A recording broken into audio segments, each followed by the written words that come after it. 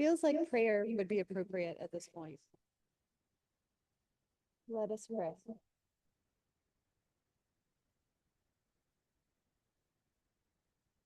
Loving God, who sees us fully, grant us so to know ourselves as beloved, that we may follow Jesus to the place of our deep belonging. Grant us so to know ourselves as beloved, that we may be courageous in becoming the person you called us to be. Grant us so to know ourselves as beloved, that we may become good neighbors and good ancestors for your beloved community. We ask you for this, trusting in the power of the Holy Spirit to make us real. Amen.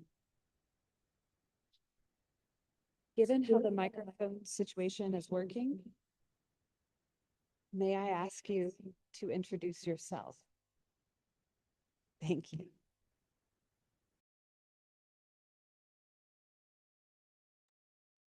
What's up, good people?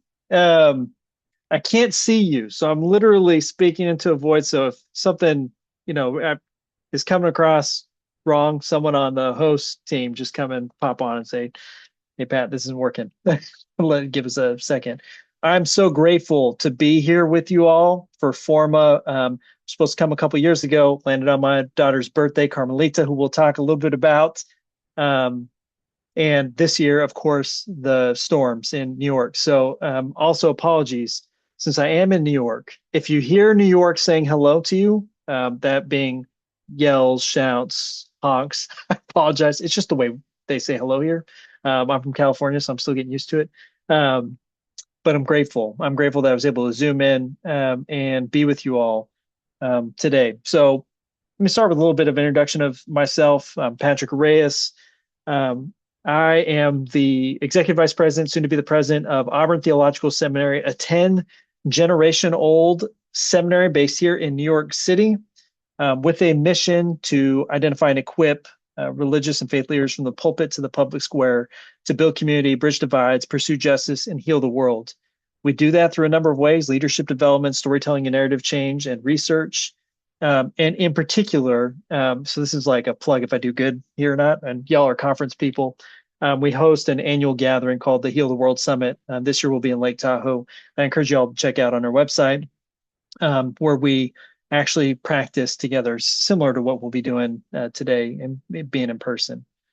My approach to vocation: I've written 3 books now, 2 books, Nobody Cries When We Die, and The Purpose Gap, which came out, and a new one that's coming out this year called The Pedagogy of the Ancestors, which have all explored what is vocation, what is Christian vocation, what are we called to. In my first book, Nobody Cries When We Die, I explored what does it mean for those of us on the margins where I grew up in California to survive. What if God was calling us in scripture and stories, and what if the research, as I interviewed people in the community about their spiritual and religious lives, was calling us just living, just breathing is enough. That theme, I think, this last week with everything that's happening in Minnesota, and I'm sure many of the neighborhoods you all are coming from, what's happening in this country, what's happening in the world right now, that to just breathe, to have that sense of call that I am here, I'm called to just be alive in this moment, that I woke up today and I'm going to love the people around me sometimes, is enough. And so the first book really explored vocation, what a piece I felt like was missing. What does it mean to be just called to live in moments like these, to survive them? The Purpose Gap, which we'll talk a little bit about today, was an exploration of what if vocation wasn't so individualistic. I felt like, coming from my Latino indigenous context, that the idea of individual's vocation didn't make a whole lot of sense, and I had a lot of survivor's guilt about it. So it was this question of what if we held communities to an understanding or a question of what does it mean to have a community, have a vocation or a call? And I explored that. One of the ways that I explored that, for those who are in person, you all did some intergenerational work. So when I introduce myself, I typically say, I'm Patrick Reyes. I sit between 5 generations of Carmelitas. 5 generations back, there was a Carmelita. My grandmother, who you'll meet in my writing and in today's talk, Carmelita. My daughter, who you'll definitely meet, Carmelita. She might even crash the party at some point because I am home. And in 5 generations, there might be a Carmelita.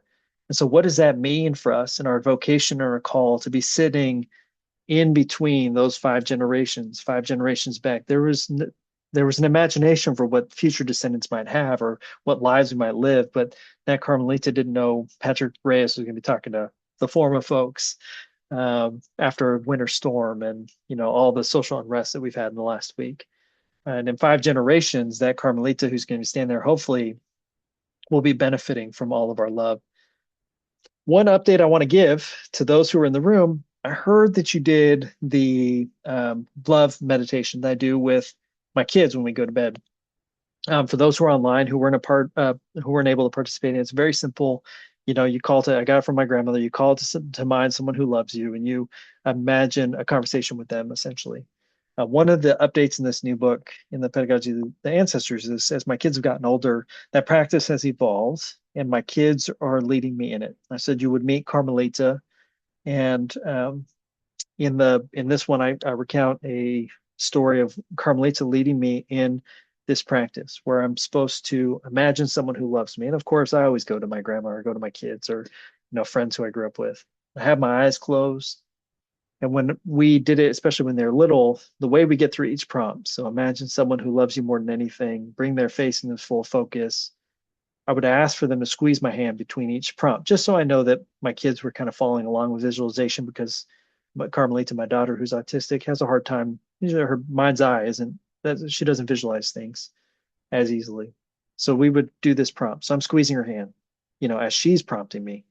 Pa, tell me who you see someone who loves you more than anything. I want you to see you're at a cafe with them getting ice cream. Squeeze my hand when you see that person you're getting ice cream with. And I squeeze her hand. And then she doesn't prompt me to say anything. And then, so I'm waiting there, and she goes, Pa, open your eyes. Open my eyes. She says, Pa, you're squeezing too hard and you're going too fast. Grandma, my grandma, Carmelita, is telling me to tell you, I got this. I'm supposed to be leading you, not you leading me through this practice. And that has prompted for me a reflection on what does it mean to do vocational discernment, to do this idea of who do we belong to, our families, our loved ones. That Carmelita's got me, that she's having a conversation with my grandma between me and hosting me in this like divine moment and slowing me down to remind me that I'm not supposed to, she's going to be leading us. And I think about this in terms of the way that we explore vocation as a generational gift, a generational work. So no longer is it just about me surviving and finding my calling. No longer is it just about how do we find community, but it's also about how do we live into this generational gift and how do we discern that together. So what we're going to do next is, rather than me talk about that research, I think we're going to do a little bit of an activity that is going to require a couple of movements. For those online, I'll try to host some of the questions in the chat so that way you can send them to the panelists and try to respond to them out loud. But the practice comes from a writing seminar that I was able to go to, where I got to learn from Joy Harjo, who's the poet laureate of the United States, the first Indigenous American to be able to hold that position, and Sandra Cisneros, who's a Chicana literature writer. Many of you probably had to read that House on Mango Street at some point in your life. Wonderful leaders who had this writing prompt to help writers find their voice. And I was like, ooh, that's a vocational practice right there. So I'm going to ask you all to get out a piece of paper and a pen. Now, here's the thing. I can't see any of you doing this work, so I'm just going to like pretend like I'm doing the count in my mind. I'm going to pretend I'm Steve from Blue's Clues. Like, hey, do you got your notebook? You got your pen? So if y'all can get a pen and a piece of paper.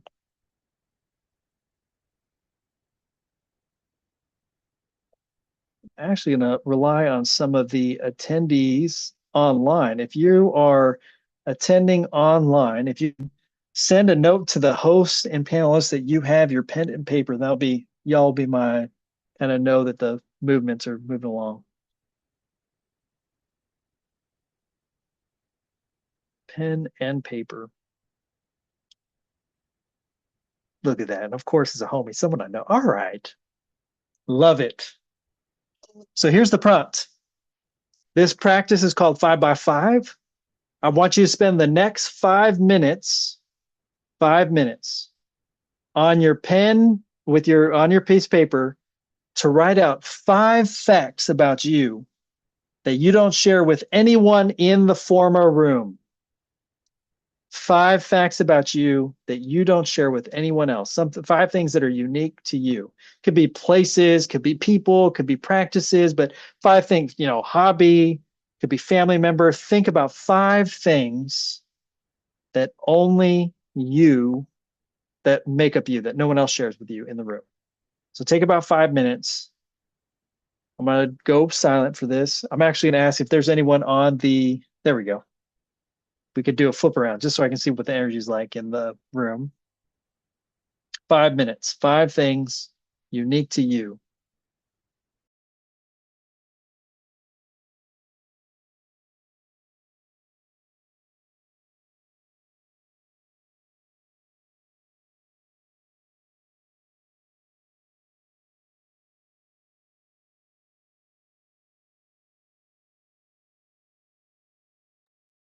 Look at all these beautiful, pensive people. 5 unique things. What's up?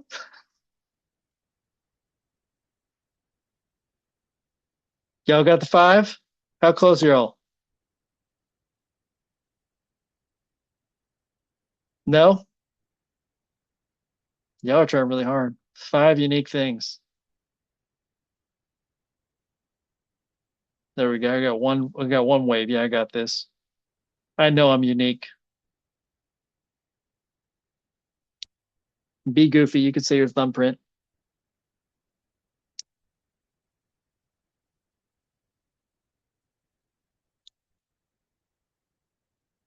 Five things.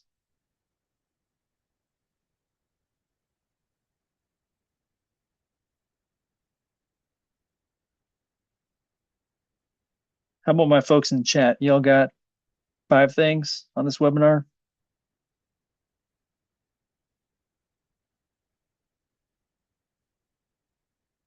Can't say pen and paper. Y'all upset.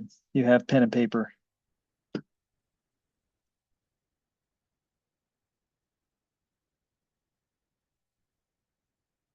Will Heron. What's up, Will Heron? 4 down, 1 to go.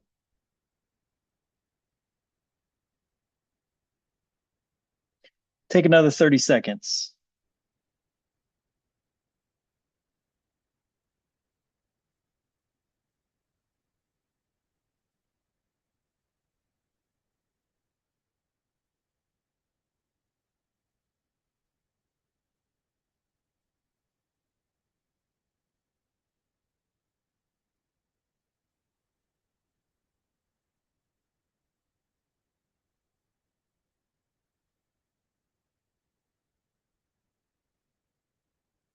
As y'all wrap up that last one of my favorite lines from a movie I'm sure y'all have had to watch like 500 times, watch with Carmelita's K-pop Demon Hunters at the end when they're saying, everyone's a snowflake, but one's probably the best when they're doing a little competition. So if you have your 5 things, we good? Can I get a shot of the room just so I can see the room? We got the next movement. Yeah. 5. Can I get hands? Finger waves? Yeah, we got our 5. Okay, so in the writing context of the vocational discernment, part of the vocational discernment of this exercise was you have to find out what your unique gift and calling is. This is everything from the Howard Thurman to the Mary Oliver. Like, what is your one call? What is your call to life? What is it that you're going to offer the world? Where does the great suffering meet your peace? And here's the thing that comes from my community that I think I would like to offer a little bit of a curiosity about how unique this is. So your next challenge is in the next 10 minutes or so is to find someone or find people in this room who share those 5 things with you. So I'm going to ask the room, I'm looking at the cathedral, to get up and find the 5 things in the room. The people in the chat, you can go ahead and drop what your 5 things are. We can have a conversation in the chat around what your 5 things are. But in the room, you should be getting up and moving and finding your 5 things. The things that made you unique, try to find some connection with the people in the room. There should be movement.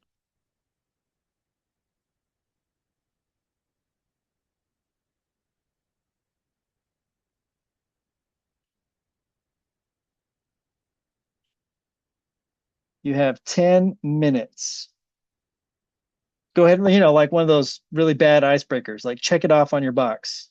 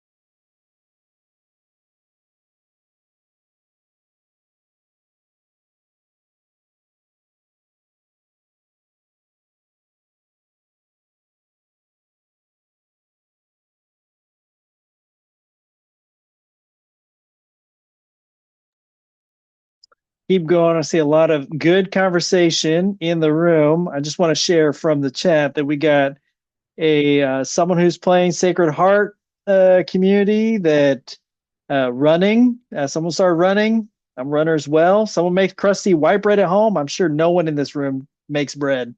Keep going with those 5 things. You got another 5 minutes or so to find those 5 things that you share in the room.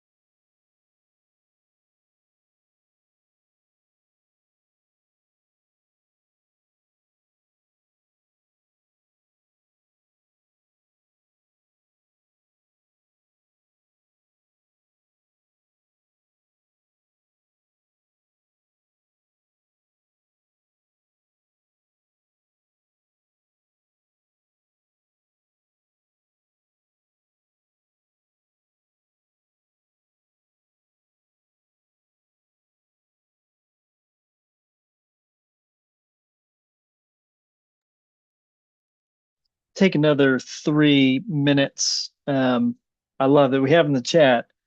I like to talk to myself. I feel like that's what I'm doing on this call, looking at a room full of people, listening to my voice. And I dance every day in my kitchen. My daughter Carmelita and I have a 5 p.m. dance, standing dance date to have forever. So love it. I don't know what y'all are finding in common in the room, but a couple more minutes, 2 more minutes.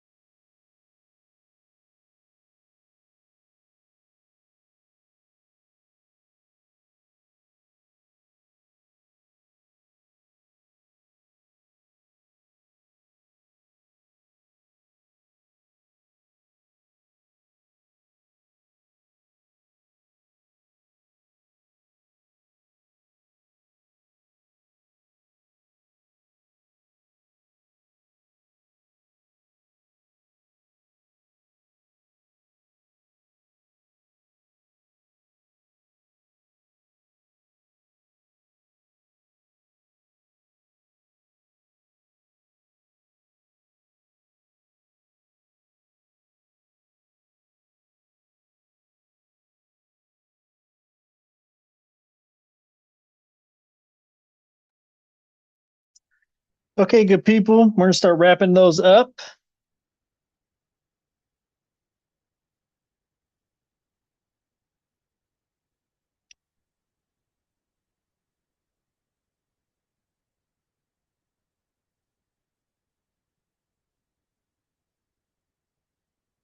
Looks like y'all had good conversation about your 5 things that you hold so unique to yourself, and then trying to connect with the larger room, with what those things are. I don't know how this part's going to work. I'm going to do a little bit of question, but the my first question is, what was the notice? What was different between the two experiences for you all? There should be a Roman mic or something somewhere to give the feedback back up here. But what's the difference between when the first prompt asked to find the 5 unique things to you, to being challenged to take those 5 unique things to the large group?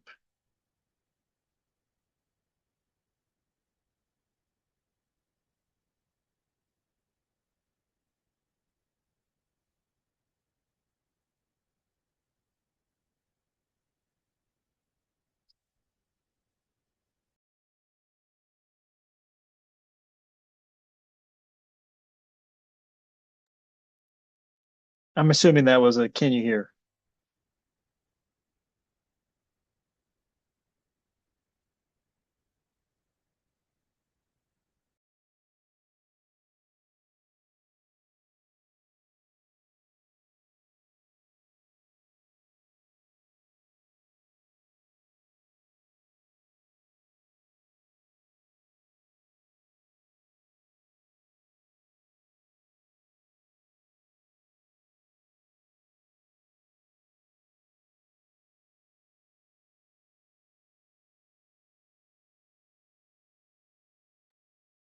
Discomfort in sharing, being vulnerable in community.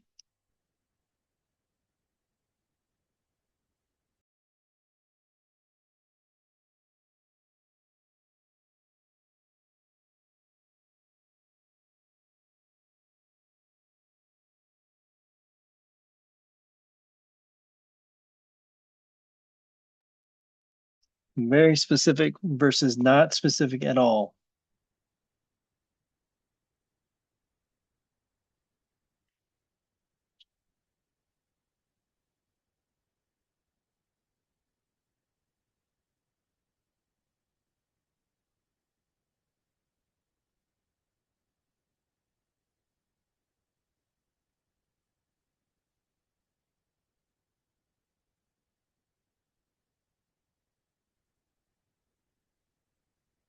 Family relations.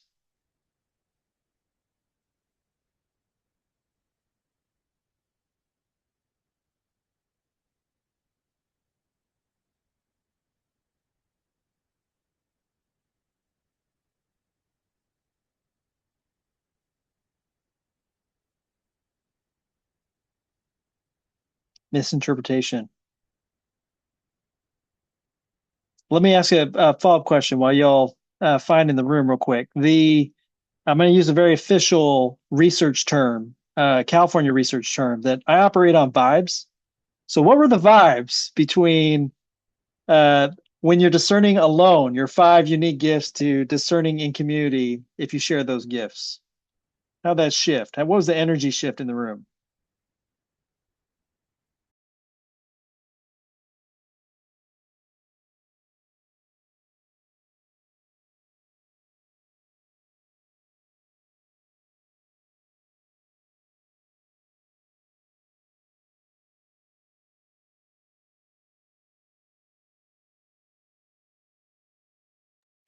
Personal game of Go Fish. I love it.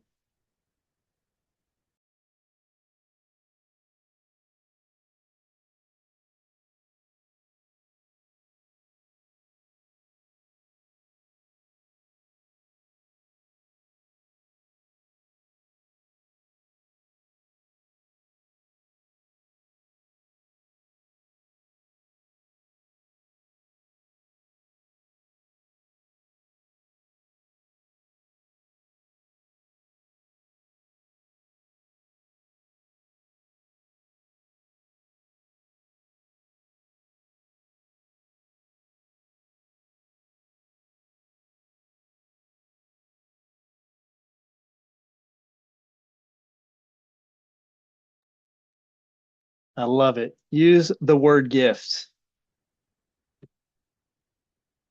And the whoever's scribing up here just said that, or no, is in the back, was very kind. That saying that you're enjoying yourselves, laughing. I don't believe them, but it's making me feel good up here. No, I'm just fine.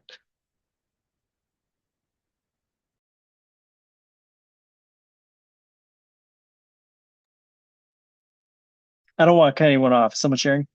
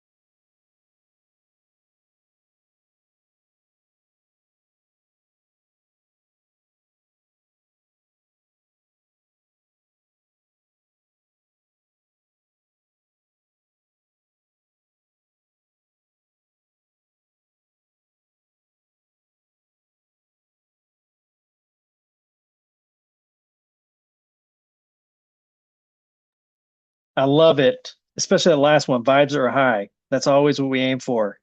Um, just to say that um, at least as I don't know what, I'm not going to name one off, right? I'm good.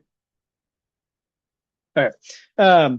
Just to say that some of this was to kind of show some of the research on vocation I was doing. So when thinking about where we typically do vocation or theological reflection, at least the way I was taught in seminary or when I was doing my own discernment into ministry, that it was a lot of these individualized questions, that the focus was on me. What was I called to do? What were my passions? What were my gifts? What were the challenges? What were the big things that I wanted to solve? I'm thinking of a conversation I just had with climate change activists who are so I mean, if you think about the what I'm sitting with is a conversation I had with a young person who said, Pat, we are in the sixth mass extinction event.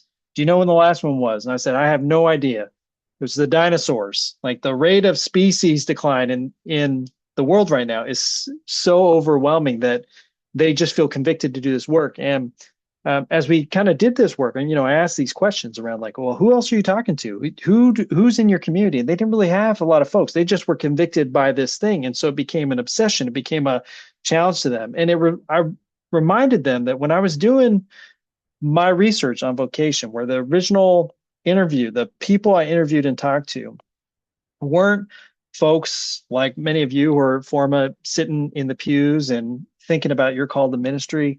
It wasn't even the work that I was doing at FT at at my previous role, working with young adults who were discerning their call to ministry. My original research was going back home, talking to people in Salinas, California, who I worked alongside, family, friends, community members who are risking their lives to work in the fields to put food on the table that you will eat tonight, I'm sure.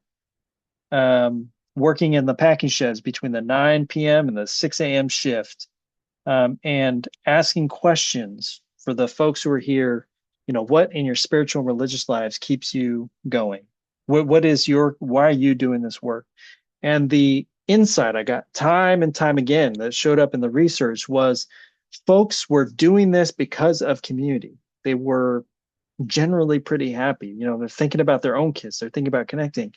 And what I find so fascinating is that so much of our vocational literature, so much of the research on how people find meaning and purpose point us to community, point us to that we find a greater sense. You all are a conference on belonging, greater sense of belonging and finding purpose in belonging to a community. And yet our practices of discernment are so often that first exercise.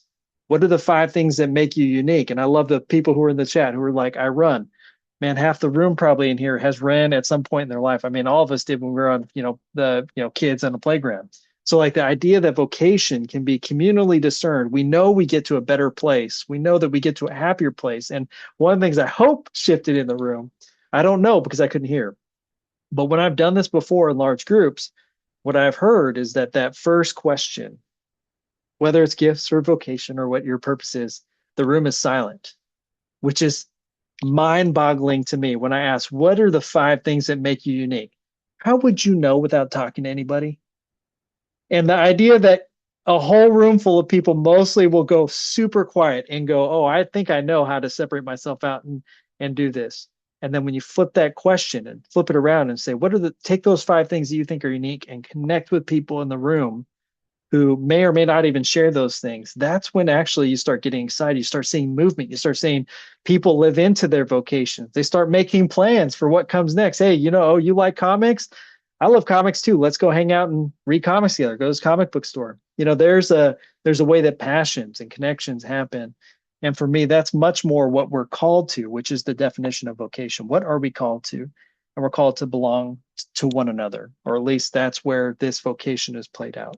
So that's a little bit to show you, just in a really quick practice that, again, comes out of the writing field, how quickly we can be reminded of what the research says, which is that vocation comes through belonging.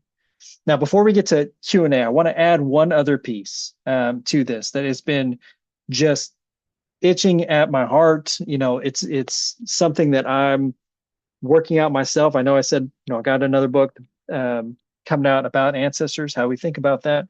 And it's this generational outlook. And I don't have good answers for it. So I'm curious about those in the room. We did this exercise where we tried to discern our vocation individually. We looked at it, how we do this communally together. And there's a lot of energy about that. But I'm curious about our vocational commitments intergenerationally, especially since I'm talking to an Episcopal church or a mainline, any mainline denomination in America today. What is the generational gift that we give? How are we thinking about our vocations in the way that I introduced myself, sitting between five generations of Carmelitas? What is the five-generation gift, or to borrow from indigenous communities, the seven-generation gift that you might be leading? Or in the case of Auburn, the institution that had no imagination, a little Chicano brother from California was going to be leading this institution 10 generations from now. What is our 10 generational gift? And if we're thinking about that in terms of our vocation, how does that reframe our sense of vocation? How you spend your breaths, your 10,000 wake ups that leave a better world for your descendants? Are you thinking about your vocation intergenerationally? Is what you're doing, who are you bringing along? Who are those leaders that you're bringing into this room, into Forma, who you're connecting with? How are you planting those seeds? One of my favorite books is, I mean, y'all should look it up on YouTube, is that movie, The Man Who Planted Trees. How are you tending to the seeds you're planting to plant a forest that we'll never see? So thinking about those generational gifts and vocation, how are you doing that work? And how do we add that to the question of vocation and belonging? How do I belong to future beings? How do I think about them as if they count for this moment? So that's the question I'll leave you with. So part of the, before we get into the Q&A, it's just a reminder of where we've been, that we open this moment together, to discern, to offer in some insight from the vocational wisdom, the leadership development work that we do here at Auburn. And I introduced you to 5 generations of Carmelitas, 5 generations back, 5 generations forward. We discerned our gifts together around what are the things that make us unique. How do we connect with those? I heard beautiful things in the chat and in person, around the, connecting is part of belonging. That gives us life. And then this open-ended question: how are we going to take this good energy, these good vibes that we have being in community together, and share them intergenerationally? And let me tell you what is at stake if we don't. If this church, the Episcopal Church, if the church that I serve and work, I'm Baptist, I'm ordained Baptist clergy, if the work that I do with my kids, if the work I do in my community doesn't think intergenerationally, I'm brought back to that moment with that climate activist who's telling us we're in the age of the 6th mass extinction, not since the dinosaurs. That I need to get out of my own kind of space and put myself, like, really be humble. That if I'm truly sitting between 5 generations of Carmelitas, and I am not just the dream of that Carmelita 5 generations back, but I am the product of all the love, support. How am I then planting that for 5 generations from now, that they have the resources, capabilities, and the world that they deserve?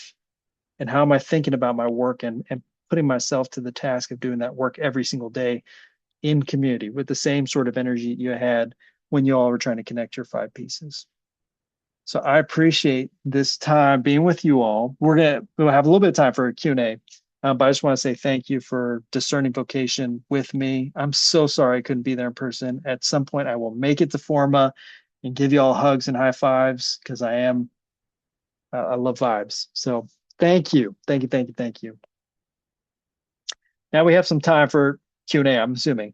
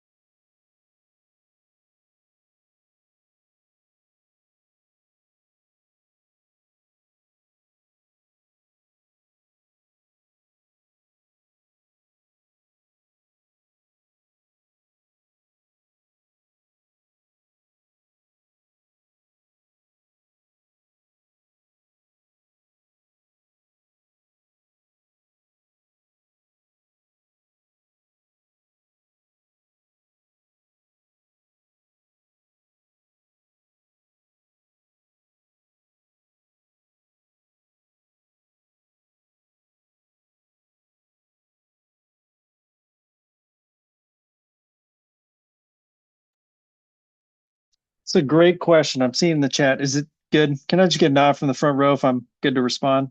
I don't want to talk over people. Yep. Okay, great. So the question I have in the chat is, can the room do a flash mob for the recording? The answer is absolutely yes. I'm ready to receive this gift. No, I'm just joking. The question is, um, when you consider that we are losing younger generations in less and less time, have you done research on what we are losing in our community? Here's what's really interesting from my perspective. I hear this narrative a lot. I'm assuming this has something to do with the church around, how are we losing a younger generation in our church?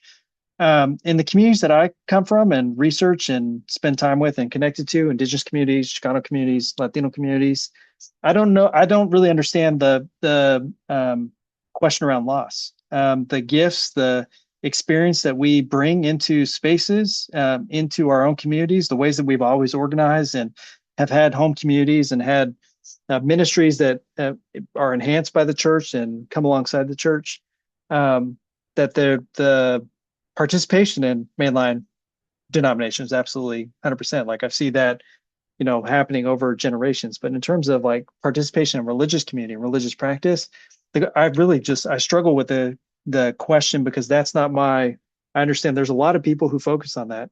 My focus has been going out into community, going into the fields, going into communities of, I did some research in where folks were connecting in public libraries, was where they get a lot of social service and all that stuff. And I asked them the same questions that I would ask people in churches, the question around vocation, what in your spiritual and religious lives gives you meaning and purpose? And pretty much everyone in libraries gives me an answer around where they're connecting.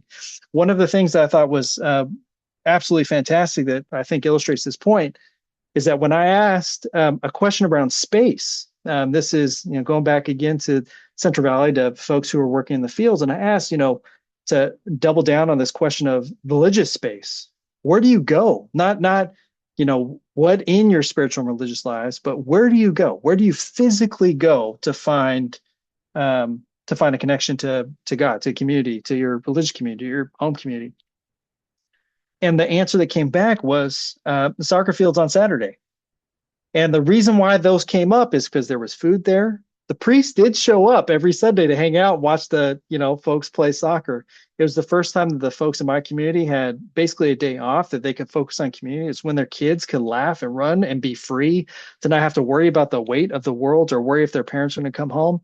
So this question of like, what are we losing? I don't know that we are losing things. I think we're getting a new invitation to where we need to show up and where we need to be. And I think one of the beautiful things that my community teaches or has an offering to the church, the broader church, is that we're here, we're hungry, we're ready to commune and ready to be together. And we have spaces where we do congregate and we do believe in God together. And I think it's a perfect opportunity for us to reimagine how we engage communities like the one that I come from, which I think is a real gift. I think it's a gift of this moment that I'm thinking of the ways that I see it. But really, I mean, last week, seeing the way that my peers and colleagues, maybe some of you in this room, have shown up for your communities is beyond inspiring.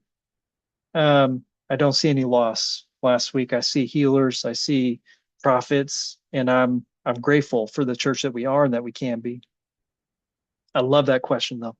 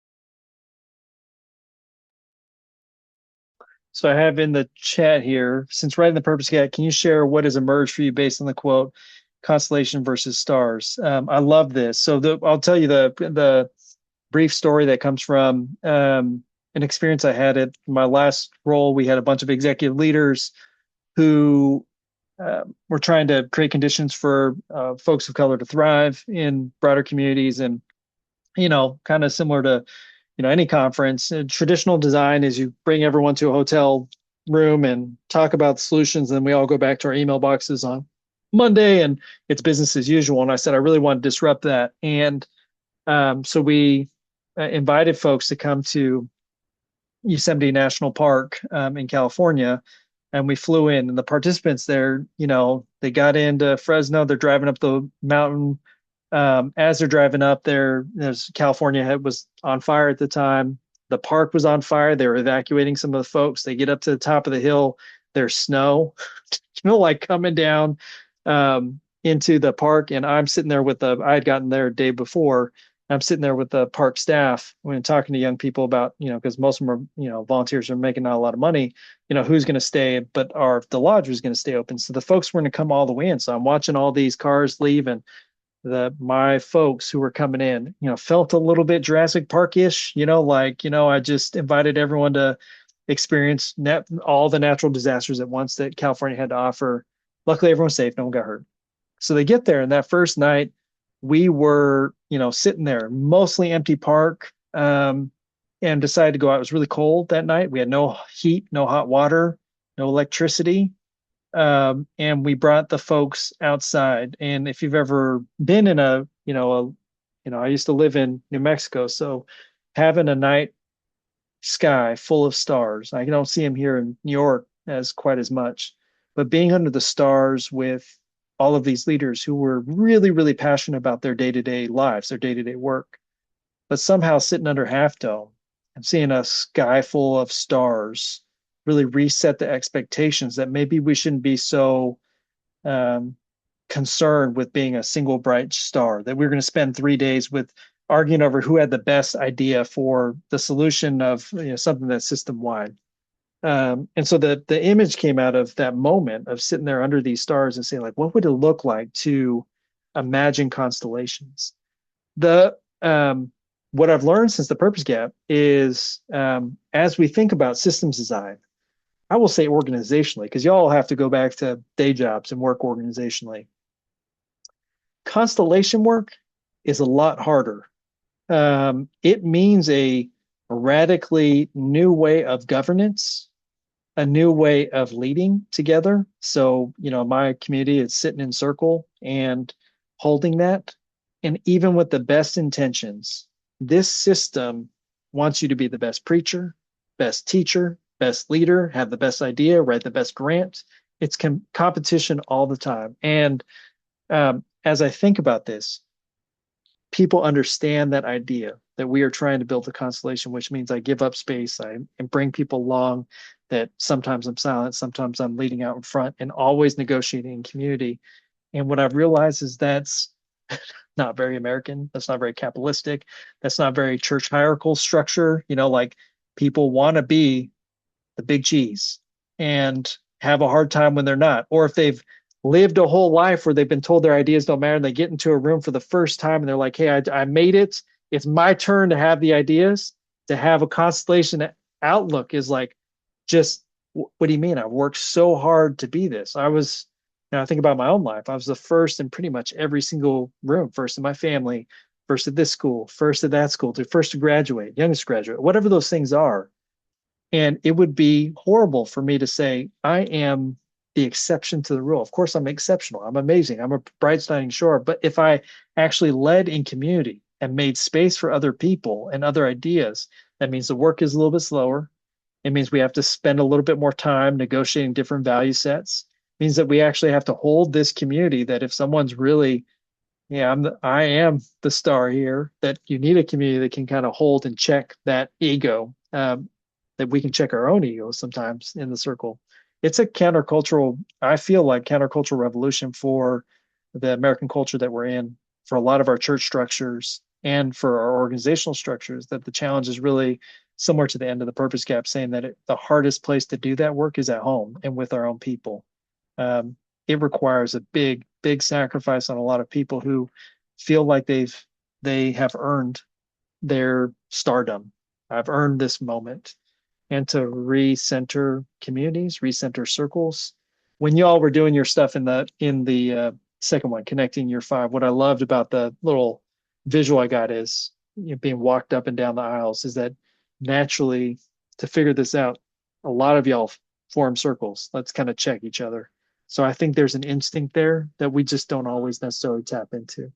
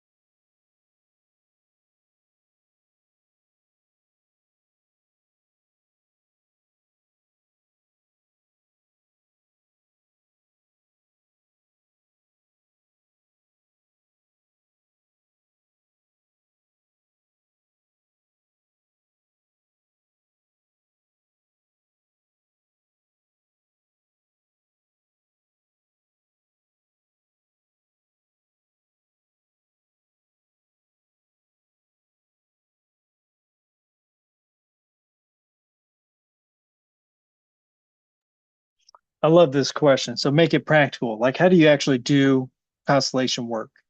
Constellation work well. I'll say one of my favorite places to do this. I'll give you I don't know if anyone's in children's ministry. I love children's ministry, and how to redesign how we think about our work and our. I was on the board of our children's ministry. We had the setup, usual setup. We got to go over the budget. We had to prove what was going to happen this next year, and the senior minister called the conversation together.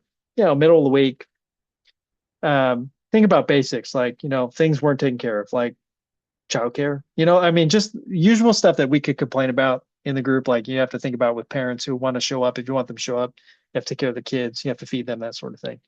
And we get into this room and we're having all these usual challenges. And I said, children's ministry, shouldn't children be involved? And not just a youth board, not just a children's board, but like if we hosted children differently to help us make decisions, how might we do this? What we came up with was one of the most fun experiences I've ever had in my life. We held our children's board meeting on the playground after Sunday service. We had, of course, a play structure like a lot of churches do. And we called it the ship because, kids love pirate ships. That's how they play with it. We had rules that the decision was going to be made on this pirate ship. The only way that you could make we could move anything in the budget or say a new idea or ask questions, all that stuff, is if you were on the pirate ship. And the only way that you could get on the pirate ship was if you asked a kid to escort you from across the lava, of course, because, you can't just do water. You got to have like lava in there. So you stood on the outside and you had to convince one of the kids to say, hey, I got a good idea that's going to help, like with children's ministry. They're 100% in charge. So you had all these kids running adults back and forth from this platform. I never actually made it on the pirate ship. When we got on the pirate ship, that's when you start talking about with kids around, hey, here's how much money we have. Here's who leads these things. What is it that you want to do? Here's a good idea. Here's a bad idea. Adults were getting thrown off the pirate ship left and right, no longer had vote, no longer had voice or vote because they were melting in the lava. And it was one of those moments for me, at least as I'm thinking about constellations, that says that constellation work isn't about the current rules or the current status as is. That if you always say like, hey, we have to follow Robert's Rules of Orders in order to get through our budget process and we actually said, hey, if we're thinking about kids, nothing for us without us, and we include them, we're going to be structured differently. Constellation work means that our rules probably don't work. So that was one of the examples that I love from the children's ministry. In my work, I could talk about my work. Shh, don't tell my colleagues. If anyone works with me in the room, I'm really sorry. I'm going to share about our work. Constellation work has been excessively hard. You have, we're a nonprofit, we do leadership development work.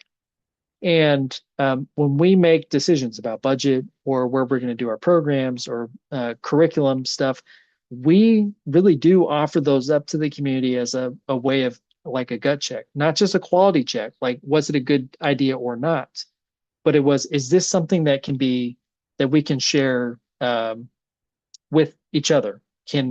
If I'm Patrick, if I'm thinking about this is a good idea for the organization, is this something that's going to last beyond me? Can my colleagues who have very different life experiences, come from very different cultures and experiences, could they carry on that work if something were to happen to me? Because I'm going to be with my family, or I'm not going to be able to be at that event. And it's changed the nature of the way that we even ask the question of what we do because it's no longer built around our personalities. I might be able to offer the gift, and some of that work might be, I'll use me example, is again, we do leadership training. I might do like the practice you did this morning and offer that gift into the meditation. Is this something the group wants to do? That means I have to train and equip someone else to do it. It's not just my practice. It has to be something I give to someone else. We do that with our budget. It's not just our director of finance who understands our numbers. We have to be transparent, and he has to teach us all how to read whatever magic math he's doing this week. So there's an invitation there that training and equipping. And again, I think I said that constellation work, it's trust work. It means that it moves slower. It also means that it's a lot more sharing than people are comfortable with. And I'd say where we run into challenges or where organizations run into challenges with constellation work is it really means you have to spend a little bit more time being okay with questions that can sometimes be considered resistance or challenges, and just sitting in that space that we're probably not going to get consensus on anything. The point is to actually hold the conversation and move this work along and share resources in ways that make it not about you having something that's so unique to you. So yeah, I would just say, yeah, constellation work is it's really hard because it does decenter you.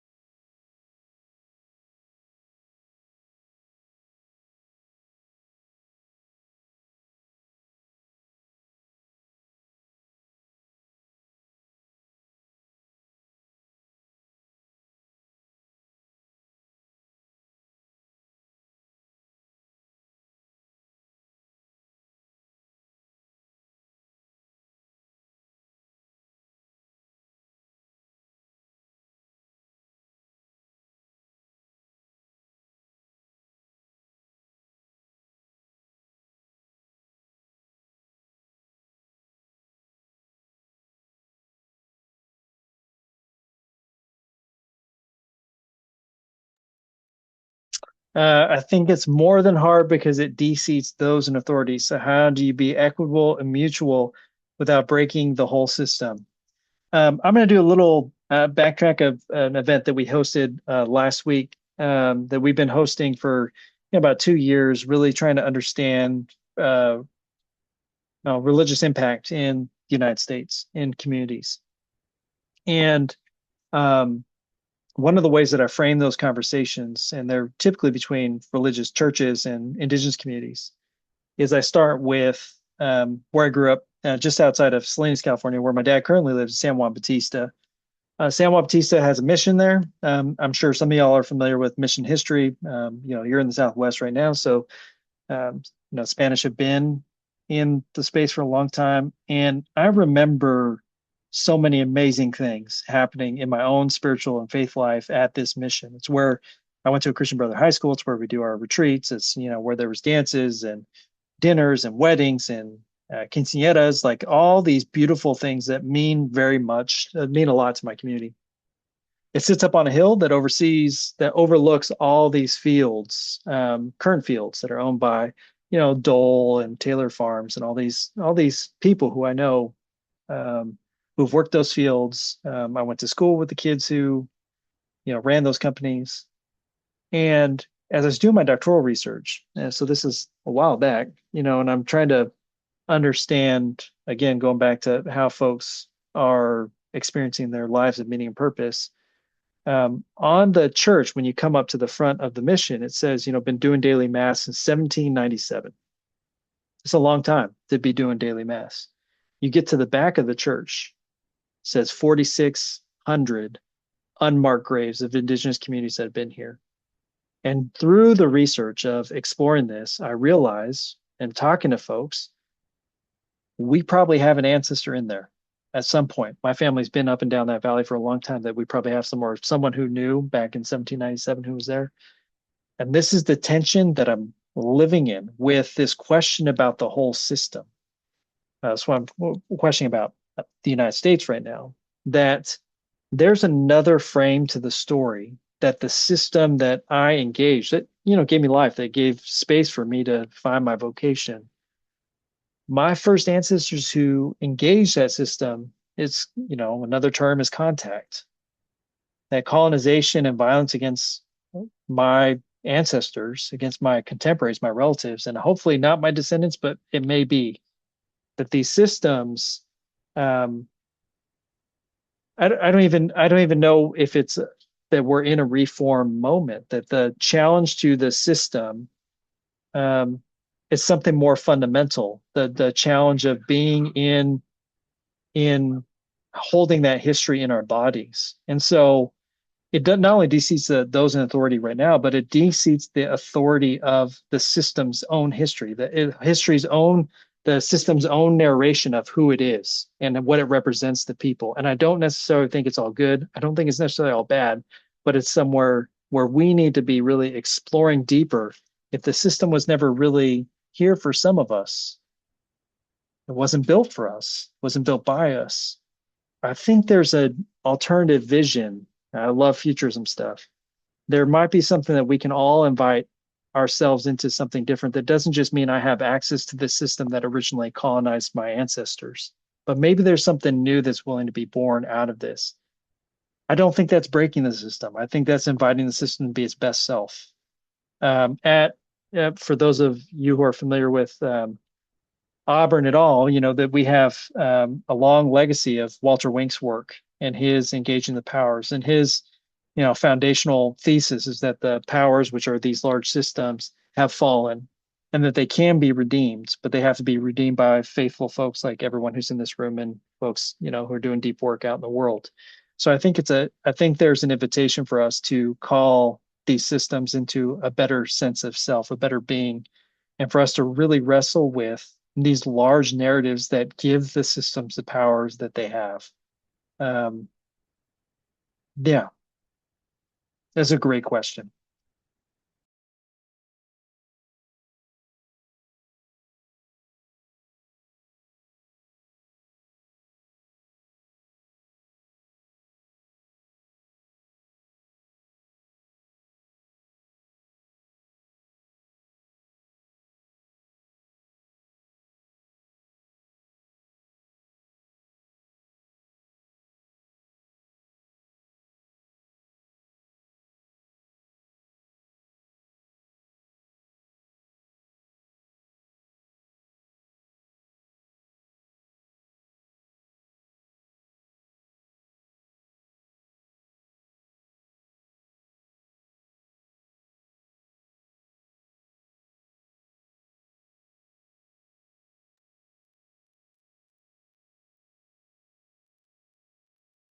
in that specific example of the mission? Are you thinking about like, what do I do with the mission building? Is that kind of how I'm reading the question, or the mission community?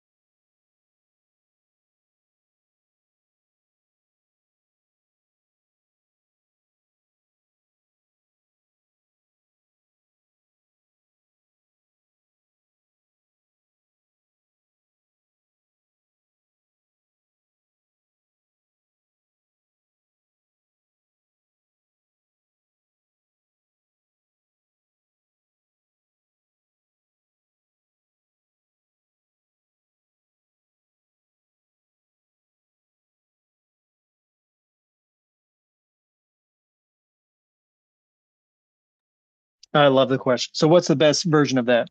So for me to wrestle with that history, what does that actually look like? One of the facilitation moments that I've had on there was to recognize that it's represents more than just one. So it's not just the church mission structure. The mission structure. A lot of the California missions in particular came under when we were taking down all the other statues, primarily in the South, around um, yeah, all those monuments. It came up around the missions because they hold for a lot of our communities similar energy and um, yeah, they're just similar space. But it's also for a lot of our communities a place, like I said, of deep meaning where we have community gatherings.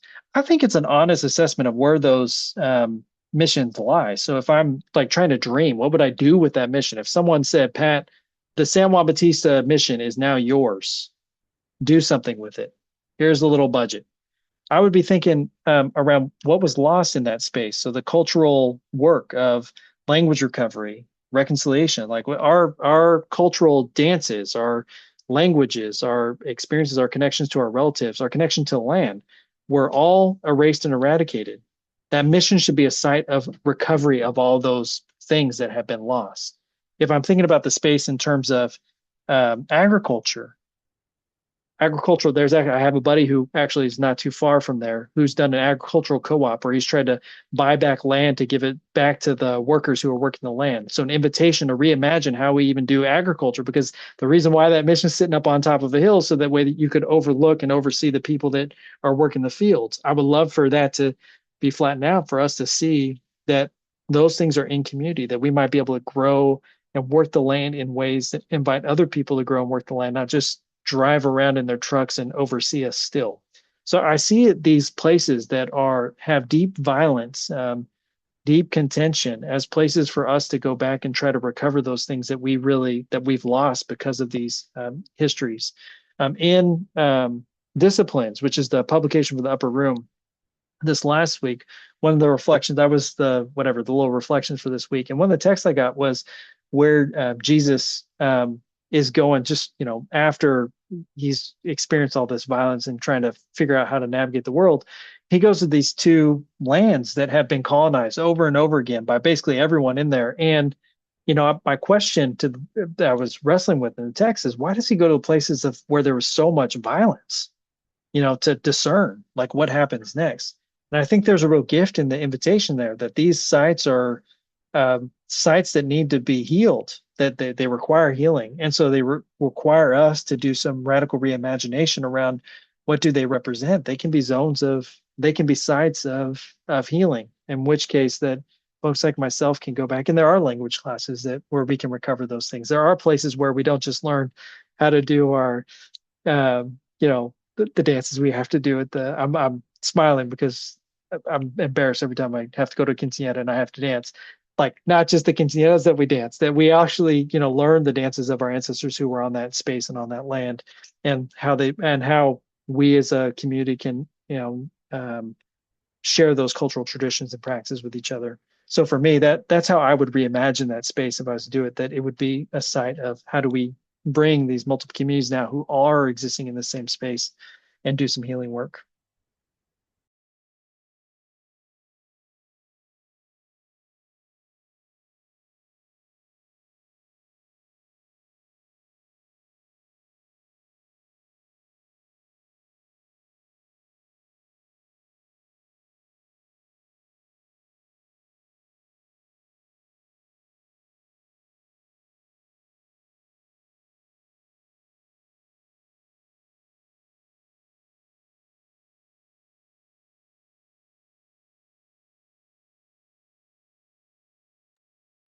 I love this question.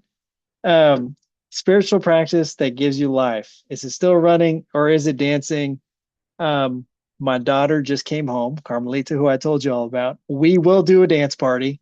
After that, I feel like movement and dance is it's a gift. There's a invitation here that I would encourage you all to do is that the practice of finding joy in these moments that when the world can feel like so overwhelming, and especially given what was happening last week and what's in the news, and remembering when I feel like I'm consistently in a present day litany, just saying names over and over again. That finding joy with people that we love and smiling and laughing, that the to have a full day of experience where I just want to encourage you all, it's okay to cry and laugh in the same day in these times. And those are holy sounds. Thank you so much for letting me be with you all. I love you all very much. I hope I didn't, at 3:30 in the afternoon is not the first time you're hearing it, but I love you all. Thank you, thank you, thank you.